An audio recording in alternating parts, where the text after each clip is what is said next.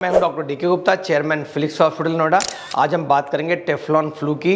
ये क्या है, कैसे फैलता है, क्या इसका कारण है और इससे हम कैसे बच सकते हैं। तो बात करते हैं टेफ्लॉन फ्लू की। ये क्या है, इसको हम लोग दूसरा जो नाम है इसका देते हैं वो है पॉलीमर फ्यूम फीवर बोलते हैं। इसमें एक फ्लू लाइक इलनेस होती है जिसमें खांसी, कफ, ब्रीदिंग डिफिकल्टी, चेस्ट पेन, इस तरह के सिम्टम्स आ सकते हैं। उसका जो मेन कारण होता है कि जो फ्यूम्स है उनको इनहेल किया जाता है। और वो जो फ्यूम्स कहाँ से आते हैं कि जो आप घर में या बाहर जहाँ भी किचन है उसमें अगर टेफ्लॉन कोटेड प्रोडक्ट्स को यूज़ करते हो तो जब वो ओवर हीट किए जाते हैं तो उनसे फ्यूम्स निकलते हैं। इनको पॉलीमर फ्यूम्स बोलते हैं और उनको जब भी कोई व्यक्ति इनहेल करता है उसकी वजह से उसको ये सिम्टम्स अपीयर होते हैं या टेफ्लॉन फ्लू होता है। कॉमनली मैं फिर बोलूँगा, नॉन स्टिक कुकवेयर यूज़ करने से, और वो भी स्पेशली हाई टेम्परेचर पे, मतलब 150 से 200 डिग्री पे या उससे और ज़्यादा डिग्री पे जब हम हीट करते हैं तब ये फ्यूम्स आते हैं, तब ये सिम्टम्स अपीयर होते हैं। अब बात करेंगे सिम्टम्स क्या हैं, लक्षण क्या हैं इसके।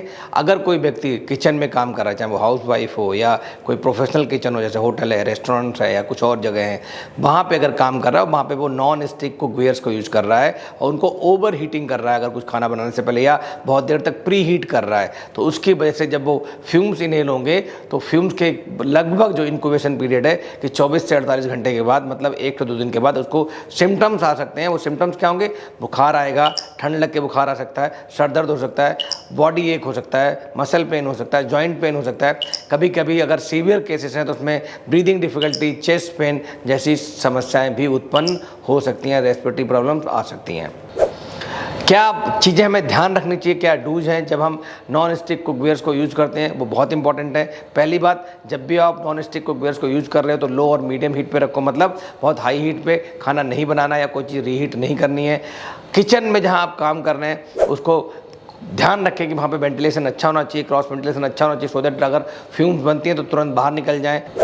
डोंट्स क्या करने ध्यान रखने, जब भी आप खाना बनाते हैं नॉन स्टिक कुकवेयर्स पे, तो कभी भी नॉन स्टिक कुकवेयर को बहुत प्री हीट बहुत लंबे समय तक नहीं करना चाहिए। मतलब गृहिणियाँ जो हैं वो जब गर्म कर रही होती हैं, खाना बना रही होती हैं, तो बहुत देर तक एम्प्टी खाली पैन्स को रख देती हैं। जब उसको पूरा हीट कर देती हैं उसके बाद छौंका या तड़का लगाते हैं या उसको खाने को गर्म करते हैं या खाना बनाते हैं। वो जो एक प्रक्रिया है इसको अवॉइड करना चाहिए, प्री हीट नहीं करना चाहिए, specially empty non stick pans को।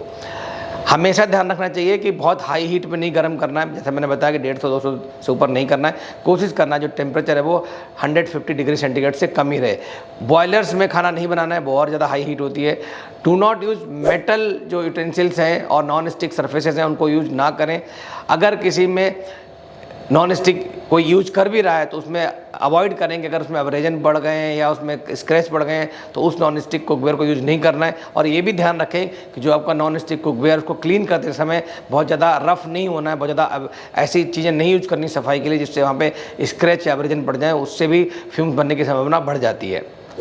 तो हम सबको क्या ध्यान रखना है कि सेफ़ कुकिंग प्रैक्टिस करनी, बिकॉज हम सबको पता लग गया है कि जो ये फ्लू आ रहा है, टेफ्लॉन फ्लू है, ये सिर्फ जो ऐसा खाना बनाते हैं जिसकी जो सरफेस है वहाँ पे पॉलीमर्स जो है उनके फ्यूम बन सकते हैं, जिसकी वजह से ये टेफ्लॉन फ्लू फैल सकता है। तो इसलिए हमें कोशिश यही करनी चाहिए कि जितनी सेफ प्रैक्टिसेस बताई मैंने उनका पालन करना चाहिए। उसमें स्पेशली यही है जो किचन है वो आपकी वेंटिलेटेड हो अच्छे से। आपको हमेशा आपको जो रेगुलर आपको क्या करना चाहिए, जो नॉन स्टिक कुकवेयर्स जो यूज़ कर रहे हैं उनकी सरफेस को चेक करते रहना चाहिए और कोशिश करें कि इसका कुछ अल्टरनेटिव जैसे स्टेनलेस स्टील है या कास्ट आयरन कुकवेयर है उनका यूज़ करें हम, और उनकी सर्फेसेस को बीच बीच में चेक करते रहना चाहिए या उनकी सफाई के समय बहुत ज़्यादा स्क्रैच नहीं पड़ना चाहिए, इसका ध्यान रखना चाहिए। कास्ट आयरन है जो बहुत अच्छी होती है, जिसकी लाइफ बहुत अच्छी होती है, इसमें नेचुरली कोई भी नॉन स्टिक कुकवेयर वाली कोटिंग नहीं होती है।